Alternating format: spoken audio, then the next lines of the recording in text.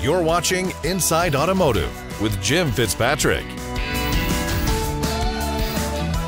Hey everyone, Jim Fitzpatrick. Thanks so much for tuning in this morning. From navigating the EV market to addressing the latest trends and challenges, there's a lot on the agenda for the state associations today, needless to say.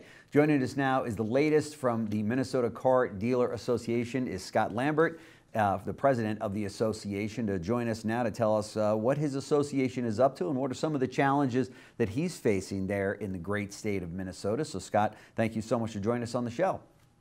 Well, thanks for having me, Jim. It's good to see you again. Sure, you as well. So now that we're more than halfway through the year here, what key items are left on your to-do list for the association? Well, 2 years ago, a year and a half ago, we passed a warranty time reimbursement legislation and got it into law. We're one of 4 states that addresses time when the technicians do their warranty repairs. We think we've got the strongest warranty reimbursement bill in the country because we have anti-surcharge language, and we took care of the rate issue a few years ago. The challenge has been getting the manufacturers to comply with the law. Yeah, and some of them have told us to go jump in the lake, and others are a struggle. Some are complying, but so we are still trying to get manufacturers to adhere to the law that Minnesota passed, and how our service technicians get reimbursed for the work that they should have done in the factory, to be honest. Yeah. And it is, in my mind, it's always been akin to wage theft. They're not compensating the dealers, for instance, for diagnostic time, that sort of thing. We need to get at that. Sure. So how do you, I mean, you're not the only state that's had these troubles with the OEMs stepping up and adhering to these laws. What is it going to take? I mean, it seems as though there's got to be some teeth in this law. Correct. It takes, you got to go factory by factory. We have our Attorney General involved because for us, this is a union wage issue. So our Attorney General is involved. He's in communication with factories. We've gotten lawyers involved. And in some cases, the negotiations have gone well. In some cases, it's gone very differently. You're kind of dealing with people in other countries. Yeah. So you take them one at a time, but we will eventually get everybody reimbursed. And frankly, after a solid year of not paying the appropriate bills, the money's starting to pile up. Yeah. So this turned into real money, and we expect to hang in there with this fight. Yeah, for sure, for sure. It seems as though the state could be in a position where they could withdraw the license, for that company to do business in that state. I don't. Maybe that hurts the dealers in the long run, and that's unintended consequences there. But there needs to be something done, right? Well, we don't want to cut off factories from being able to conduct business in this state. But there are still, the factories have a lot of ways to get at the dealers if they want. But if the state is interested, they have a lot of ways to get at the factory as well. So we'd like to settle this all amicably, but sometimes it takes a big stick to do that. Of course, of course. What other things do you see as the biggest opportunities and challenges that face Minnesota dealers today? Well, we've become a CARB state. We are now subservient to the California emissions standards for model year 2025 only. Okay. And it is causing a lot of anguish amongst dealers, wondering if we're an island in this. We're the only Midwest state that has adopted California admissions. And so it's hard on dealer trades. We're trying to figure out how to do the title and registration.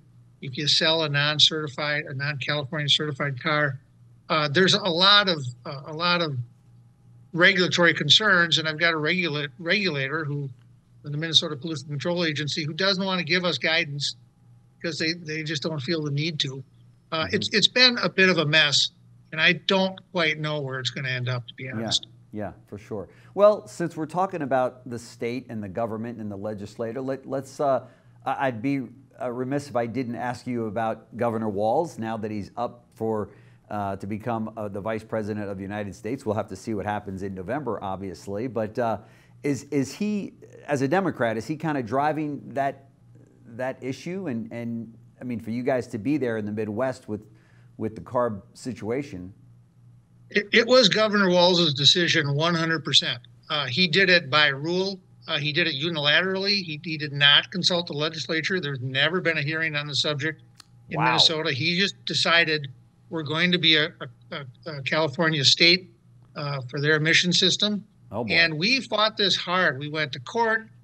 We conducted an aggressive grassroots campaign to try and deflect the rule. Sure. And I got to say, this is my only Tim Walz experience as governor. He never met with us about it. We asked repeatedly to meet with him. It was clearly going to have a big impact on our businesses.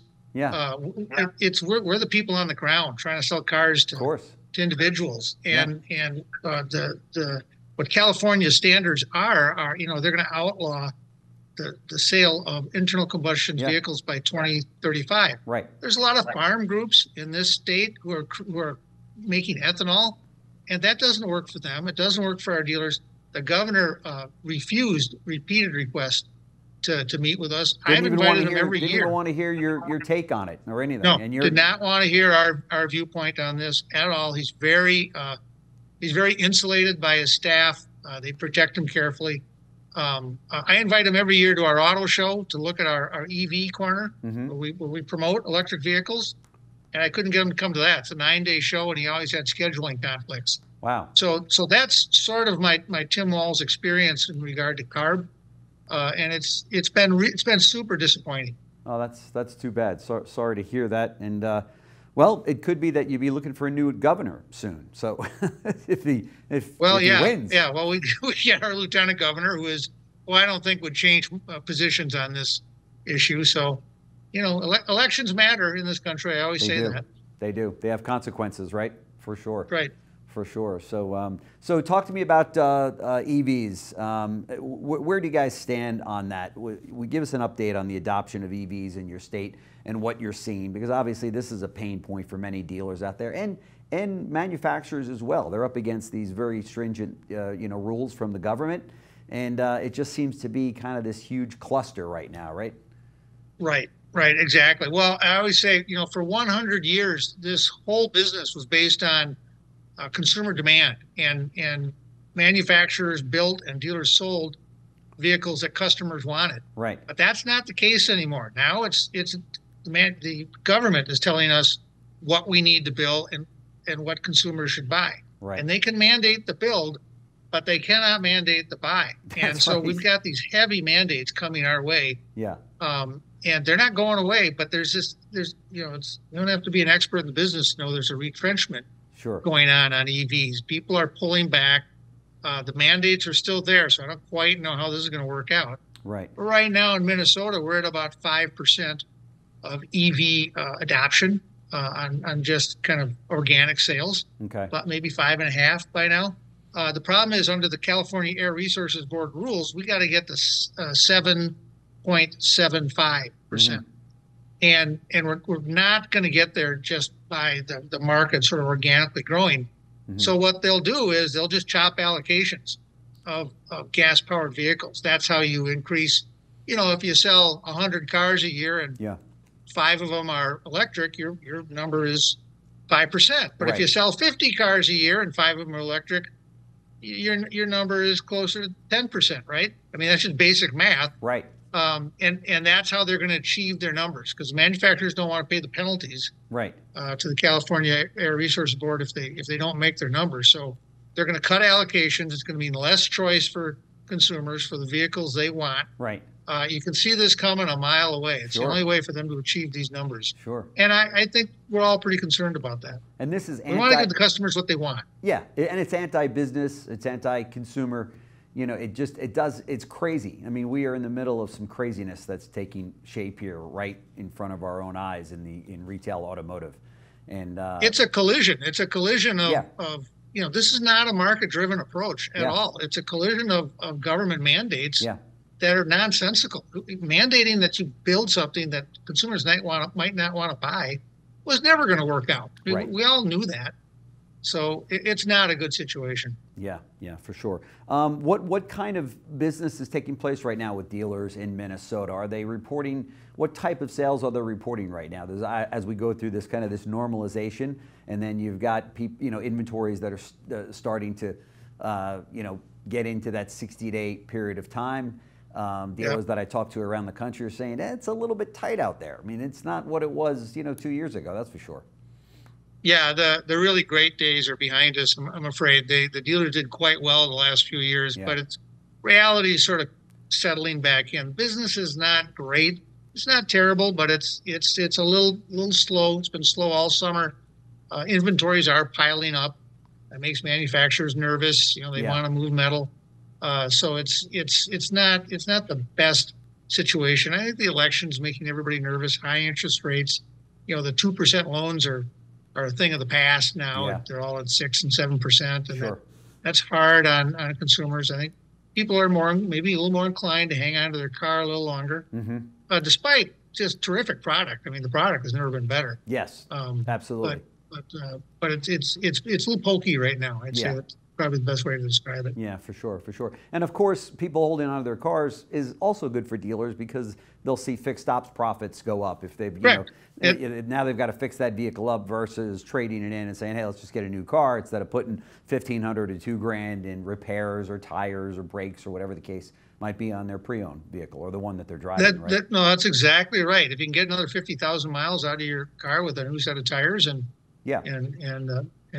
just keep the engine up, that's where that money goes. That's right. That's right. Do you think the election has much of an impact, or this pending time right now in consumers, in the mind of the consumer that says, well, we don't know which way this thing's going to go. Is it going to be Trump? Is it going to be Harris? And what does that mean, to our household income or to the business or to the economy? Jim, I'm older than I look, and I've seen this a lot. But it always seems like, especially a national election, is like hitting the pause button for some reason for consumers. They just want to hang on. I don't know what they expect to see or learn from it, but for some reason it just seems to a slowdown precedes national elections. Right. I think it's just part of the cycle. Right. But one of the candidates is out there saying that if the other candidate gets in, there's going to be a 1929 depression that sets in. So there might be some people listening to that going, whoa, wait a minute. Wait a minute here. Let's just hang on. Yeah, exactly. Right? I think I'll hang on to my cash in my mattress. That's right. Yeah. That's right. But so I will say, though, that the good news is that it looks like the Fed is probably steering towards bringing that interest rate down, right? I mean, which will be great news for the auto industry.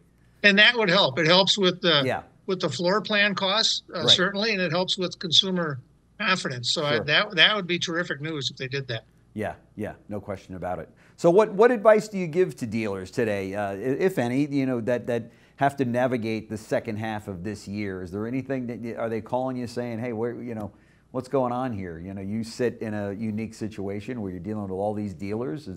What do you tell them when they call? You can try and cut expenses, or you can try and increase sales. And I advise dealers to hang on to their cash. Yeah. But don't go into a bunker. I mean, their customers are still out there. They should still be aggressively pursuing customers. They've got good product, and it needs to move. So let's go get them. That's right. That's right. Great advice. Scott Lambert, the president of the Minnesota Car Dealer Association. Thank you so much for joining us on the show. This is always a pleasure catching up with you. Let's not have it as long as last time. So I agree. We will be reaching out to you. So thank you so much for joining us. Okay. Sounds good. Thanks, Jim. Good to see you. Thanks. You too. Thanks for watching Inside Automotive with Jim Fitzpatrick.